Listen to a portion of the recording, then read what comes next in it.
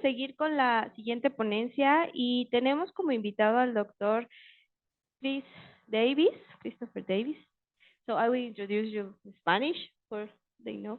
El doctor es profesor en la Universidad Estatal de Washington, también en Spokane, y él tiene una amplia experiencia en modelos animales, en el trabajo de sueño, privación de sueño, y sobre todo para conocer justamente las bases neurobiológicas, electrofisiológicas, y pues prácticamente la mayoría de las técnicas de vanguardia en el área de neurociencias forman parte de su investigación. Entonces, good afternoon. I'm really honored to be here. I hope that was a great introduction. I didn't understand a lot of it, but I just wanted to say I'm really happy to be here on campus. You have a beautiful campus, and right now you have beautiful weather compared to where I'm from, where it's snowing. And it's great to be surrounded by beautiful minds and intellect as well. So I'm going to talk a little bit about some work that's been going on in my lab, specifically related to sleep deprivation and the effects of cognitive functioning. And we're honed in on how the striatum in the brain, or basal ganglia, is involved in these processes. So there's been a lot of other speakers before me that have really thoughts that insufficient sleep affects somewhere between 30 to 40% of us globally, and that's a pretty high prevalence and incidence rate. And so it's a very prevalent problem. Sleep loss and insufficiency are risk factors for mortality. You heard Gabrielle talk about a little bit about that with metabolic syndrome. There's stroke. There's a lot of cardiovascular effects of sleep insufficiency, especially chronic. And then I'm going to focus more on some of the cognitive deficits. So poor sleep is a pervasive societal issue that leads to both on and off the job accidents and a lot of lost revenue on the job. And a lot of that comes from the inability to cognitively function effectively. In 2021, the RAND organization estimated in the US alone, it costs roughly $411 billion due to sleep loss that is occupational related. My lab uses rodents to study these effects, and rodents are very similar to humans. And I'm going to use the next couple of slides to show you that. When you sleep deprive a rodent, they're nocturnal animals, and so they actually have a lot of daytime sleepiness. They have emotional instability, and sometimes that can be felt by the surrounding workers. They also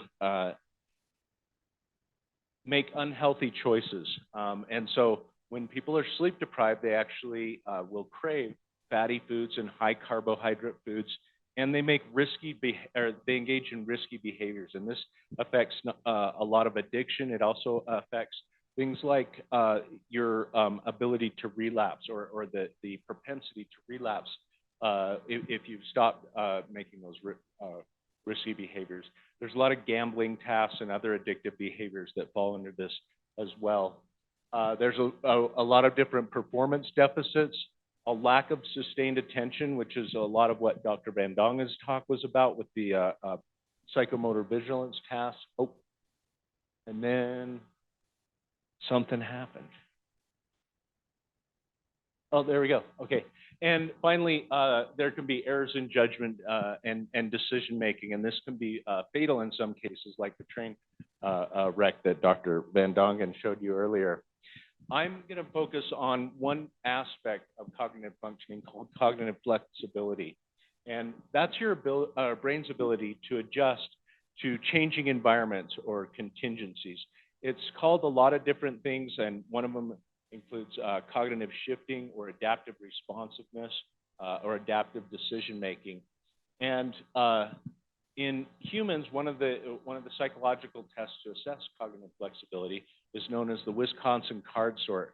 And basically, it's not about your ability to learn something. It's about your ability to adjust to new contingencies to that. And so in the Wisconsin card sort, you have cards with different shapes, colors, and numbers of shapes on them.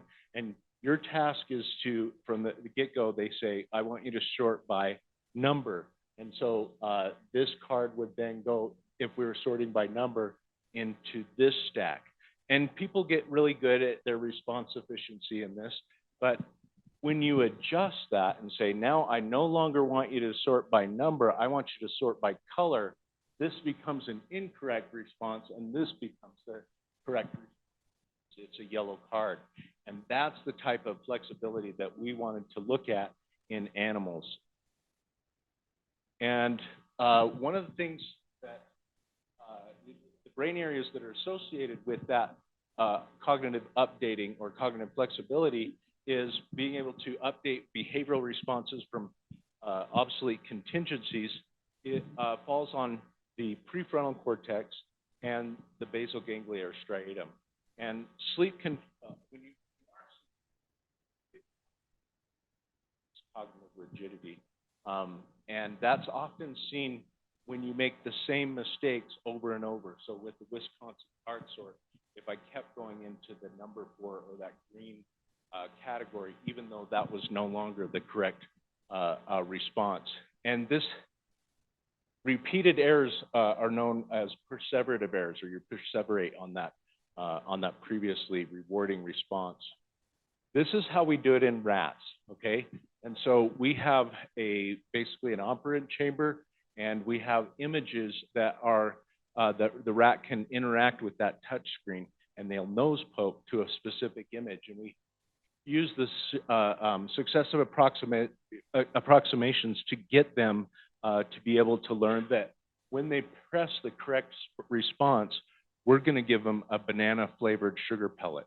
And the sugar pellets come out here, and they'll actually start, they have to initiate their trial in order to move forward in this pairwise discrimination task. And it takes them, this whole task sometimes can take up to 3 months for a single rat to learn. So when we first engaged this study, nobody had published what are the effects of sleep loss in this reversal, because after they successfully learn the task, for instance, if I nose poke with this fan image, I'll get the sucrose pellet. After they successfully learn that, what we do is we reverse them, and now it's the marble image that now rewards, and this then punishes. And so we wanted to see how sleep loss affects this process of cognitive flexibility, and so we sleep deprived the rats right before we reversed them. And so what did we find? The reason we like this image isn't to scare you away, but as I just kind of explained, up here they get one of 2 images, and those are randomly displayed, and then these are some of the metrics that we can measure in this task. And if they get the correct image, the trial's over. They get, good for them, they get a pellet. If they don't, then they get an error, an initial error, and then they go into a correction trial where they get the same repeated images over and over again. And that allows us to look at perseverative errors, because if they keep selecting the wrong image, this is a perseveration. And so they can go around and do this as many times in the same image until they get a corrected error, and then the trial ends. So that's kind of the setup of the behavioral tasks that we're using. What do we find? Well, with pairwise discrimination, again, we're not interested in how they actually acquire the task. We're interested in cognitive flexibility. And so before the sleep deprivation, both of these groups should be equal. And what I'm showing you is the percent responsiveness in a single session. So they could have, somewhere between 20 to 80 different trials in a single session. And these are the perseverative errors as they're learning it. And these are the initial errors in yellow, and in green are the correct responses. And so that's what a trial in these animals look like. And if you go, over about 7 to 10 trials, pretty much all of your animals are able to learn that. Well, this should look like this one because the animals aren't sleep deprived yet. And in fact, they do learn equally well. But what happens when you sleep deprive after they've learned the pairwise discrimination and reverse those images is that you can see in the control animals, you still get some perseveration, but the learning dynamics over the course of sessions is much less than you can see over here in the sleep-deprived animals. And that goes for, the initial errors were actually very similar, no significance there. But when you look at the correct responses, that was also different, where you can see the sleep-deprived animals, they had much fewer correct responses and many more persevered responses. And we found kind of a sweet spot to look at this because remember, the sleep deprivation happens right before session 1. And as you progress through this, most of the dynamics or the deficits that we're seeing are in this 4 to 7 session period. And so that's one of the areas that we're going to focus on moving forward. We first started out with that we were interested in using more modern techniques to determine the neuromolecular basis of sleep-induced cognitive rigidity. And that was because we knew the striatum was important for this process, and especially regarding the negative feedback. So when they would get those errors, they would actually get a 20-second timeout, and they wouldn't get the sugar pellet. So I want to step you through the striatum just a little bit to talk about how we were able to hone in on these different circuits in the striatum. And so this is a rat striatum or rat brain, and as you can see, part of the corticostriatal inputs these are glutamatergic inputs into the striatum. There are 2 primary output pathways, and one is an indirect pathway that runs through the globus pallidus externa and then into the subthalamic nucleus before it gets to the substantia nigra. But there's this pathway, the indirect pathway, is associated with response inhibition, and so that's the cognitive aspect that we wanted to focus on in these studies. And there's another pathway that is called the direct pathway that kind of circumvents some of the globus pallidus and goes directly to the substantia nigra, but there's other pathways that go through other parts of the globus pallidus. And so this pathway is actually responsible for response initiation. And so what you can see is there's actually, this striatum is very diverse. In the cells, these are medium spiny neurons that are in the striatum. 90% of the striatum are these medium spiny neurons. And you can actually look at, what are the receptor subtypes that are expressed in these cells. And one way that they've been able to distinguish this is through as you can see, the direct pathway, there's a lot of dopamine type 1 receptors. And in the indirect pathway, there's a lot of dopamine type 2 receptors. And so, so we're going to use these dopamine type 2 receptors to focus on manipulating the activity of the striatum. So typically in neuroscience, you'll drop an electrode down and then you'll stimulate, but that gets all the neurons in that general area. With optogenetics, we can actually transfect a nonspecific cation into the animal's neurons where we actually injected our construct. So what this does is this nonspecific cation is responsive to light, and so we can stimulate that area of the brain, and it opens it up and activates the pathway. The antithesis is also true, where we can decrease or we can shine a different colored light, and because it's a chloride channel, it actually will suppress that pathway. And so when we shine this light, we get optogenetic excitation. When we shine that light with the appropriate construct, we'll get optogenetic inhibition. There's another approach that's kind of new to neuroscience, and that's the chemogenetic approach. And in this approach, it's basically the same kind of thing where you target your receptor type using like a dopamine type receptor graph, and then you will put in a modified muscarinic receptor. And the modified muscarinic receptor is a typical G activated protein that will either activate through the GQ pathway or inactivate through the GI pathway. And so that way we drive the circuit either up or down in responsiveness. So that's how we set up these techniques. And this is how we set up the experiment. We first asked the question, can we rescue SD-induced cognitive rigidity by inactivating the indirect pathway? And so in the top, as you can see here, and keep track of the colors that are here, because they're going to be throughout the figures that I'm going to show subsequently.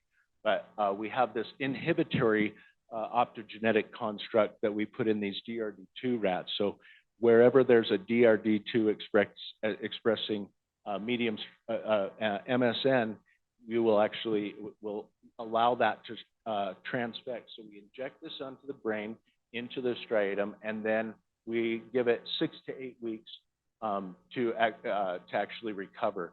And while it's recovering, we run the animals through that pairwise discrimination trial. We can also do that with an inhibitory dread construct, which is that modified GI receptor. In another group of animals, we inject the same constructs, except there's no dread virus. It's essentially a controlled virus. And so after they go through and get the injection, they recover, they go through the PD sessions. That gives the virus long enough to transfect into those areas. We stimulate them with light at the end of their 10 hours of sleep deprivation, or we give them a CNO injection to inhibit that indirect pathway. And then we reverse the animals. And so that's the data that I'm going to show you next. With halorhodopsin, you can see here, this is the sessions to criteria. It took about 9.3 sessions before they were able to get to 80% efficiency. And then here's the correct trials here. And we didn't really see many differences. And in the perseverative errors, again, we didn't see many differences between our control construct and the halorhodopsin. And this was after we'd sleep deprived the animals. Well, you can see that we only ran 6 and 5 of these animals. And the reason is because we did an interim analysis, and it said, if you want statistical significance, you're going to have to run 50 of these guys, and we weren't going to do that. So we actually, on this sweet spot with these graphs moving forward, what I'm going to show you are some bar graphs which has this sessions 4 to 6, and that way you can kind of compare where we expected things to go on the uninstrumented animals, the data that I showed you initially. And here it actually went the opposite way. If we were actually to rescue the effects, we would expect that the halorhodopsin would be here and that the control construct would be up here. And so we were a little bit disenchanted with that. In fact, disenchanted enough to write a new grant to fund our dread construct work. And so in this graph, what I'm showing you is the CNO inactivated indirect pathway. And again, we didn't see any difference in the sessions to criteria in this reversal phase. But what we did see is that a very close significance in that after sleep deprivation, we were able to increase the number of correct trials in these animals. And when I say almost, that's because it was a p.055. I don't know how many of you are researchers out there, but I live a lot of my life in p equals 0.06. And what we were happy to find, though, is the perseverative errors, where we had an initial increase. You can see over the different trials that they actually got better and compared to the sleep deprived animals that had the control construct in it. So next, we wanted to determine if inactivation through the indirect pathway could rescue or nullify the sleep deprived induced sleep effects. And before I talk about those sleep effects, it's important that you know when we sleep deprive an animal or a human, one of the key metrics is after they're sleep deprived, they will experience more time asleep, or their recovery sleep, or what's called rebound sleep, and they'll have increased slow wave activity. And so if you look at their EEG biopotentials and do a fast Fourier transform, that 1 to 4 hertz area actually has larger amplitude in those signals. And so that's an indicator of sleepiness. And so those were the two metrics we were looking for, where do we get increased sleep after we've sleep deprived them or stimulated them with halorhodopsin, and do we get increased slow wave activity? Well, with the opto-inactivated, again, we didn't see a lot with increased or decreased sleep, which we would expect, except for rapid eye movement sleep. You know, there was a little bit of a decrease, but again, we were underpowered to do this, and they did actually spend more time awake, suggesting that we were effective at suppressing a sleep rebound, but we didn't see anything in the FFTs for delta power, and that's what that shows as well. They're pretty much right, one over the top of another. When we did it in CNO, again, we were disappointed because we didn't see any changes here, but we did see a change in the direction. It just wasn't statistically significant in that it decreased the delta power, and this was like a 0.1 or something like that. And so we were a little bit mystified, thinking, well, maybe this isn't just like a really good integration of both behavior and sleep in this central area of the striatum.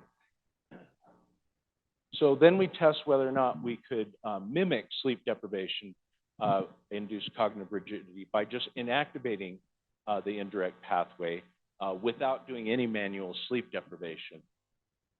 And then that happened. Okay. Yeah.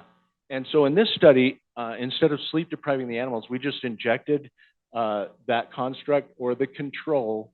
Again, pay attention because the blue is the optogenetics and then the green is that GQ activating construct.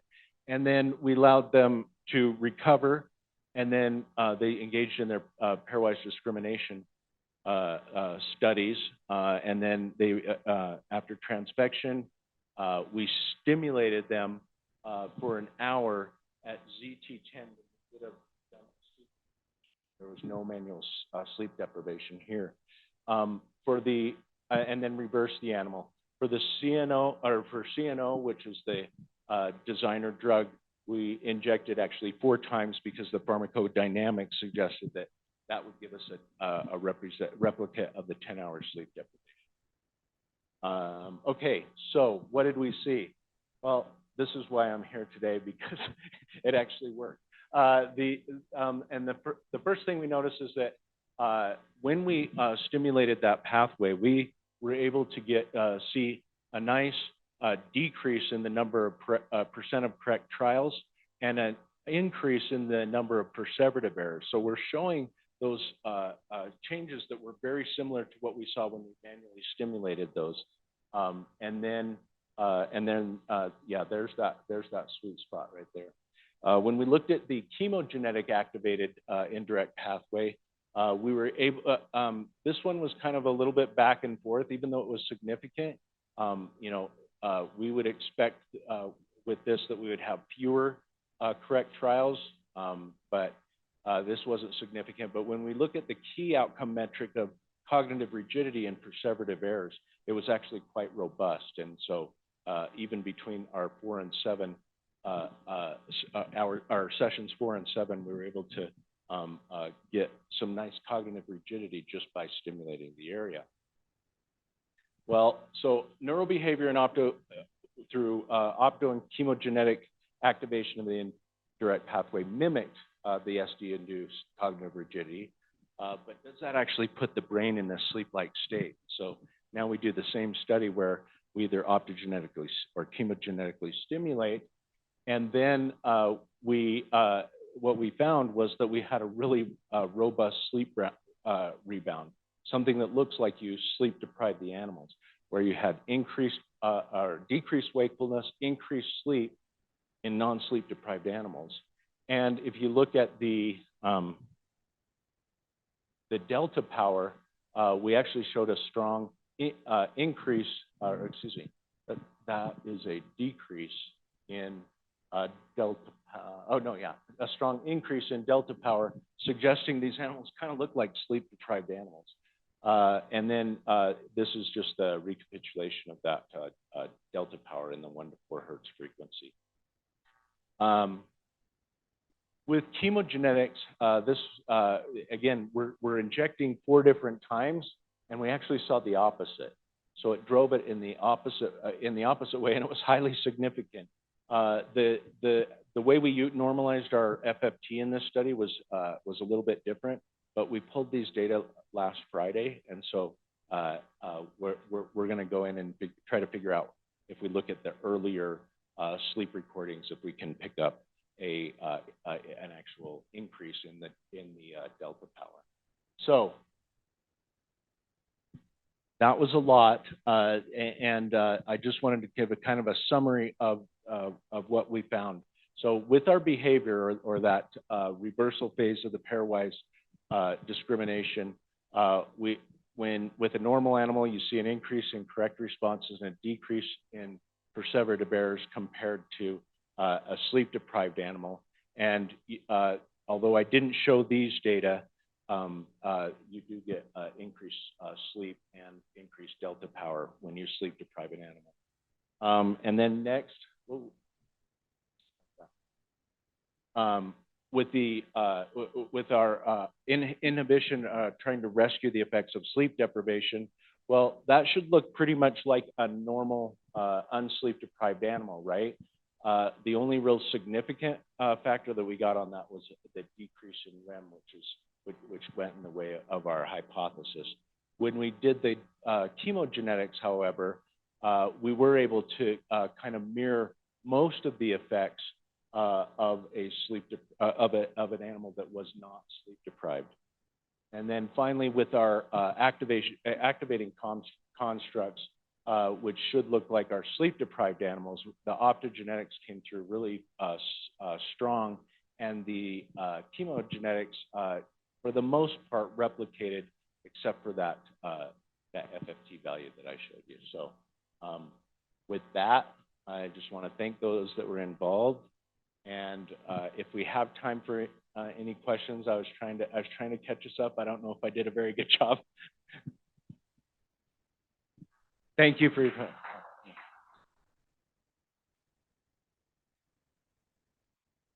¿Alguien tiene preguntas? Sí, por allá.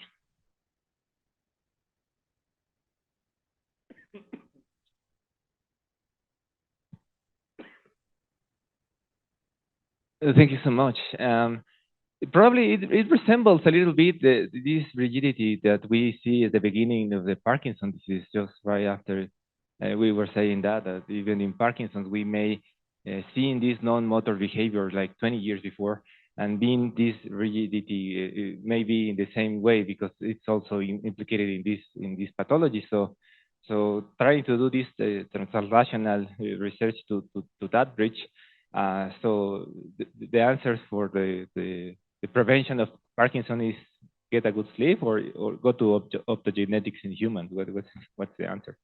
Hey, and so I guess my response to that would be that there are techniques to try to dissociate that.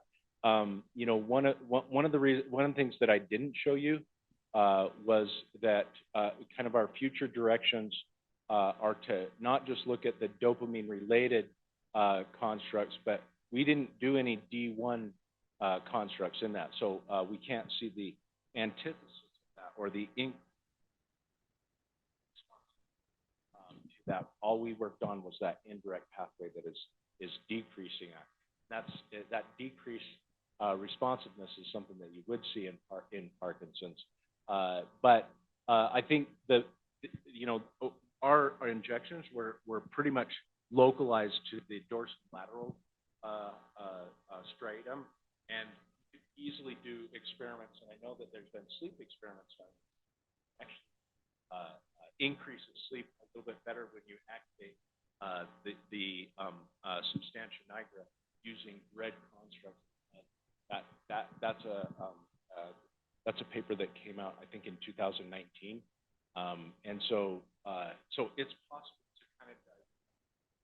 And then there are rat Parkinson's models as well, and you can deplete the substantia nigra, especially they're in pars compacta that's involved with Parkinson's. So it's a way to try to get mechanistically at what you're after there. I have one question. Why, if the both techniques are supposed to inhibit or activate the same population of neurons, you have these discrepancies between optogenetics and chemiogenetics in your results? What do you think? How to explain that? Yeah, with the optogenetic and chemiogenetic manipulation, you're supposed to inhibit or activating the same neuronal populations, but you find differences in the response. So how you could explain that? So it's not just us. The difference, you know, going to the same populations. These were all DRD2 Cree rats with the Phlox construct, whether it be the modified muscarinic receptor or the CHR2 or halorhodopsin. So that's actually a finding that is recapitulated in the literature quite often, where you get nice activating effects, but the inactivating constructs aren't as effective, and a lot of times you can actually exhaust. And so maybe that's what we did, injecting the CNO 4 times, and we should have just stuck to mirroring the initial study and given one injection right at the end of the sleep deprivation instead of stimulating with CNO injections 4 times. ¿Otra pregunta? ¿Y otra pregunta? No. Okay. Thank you so much, Chris. Gracias.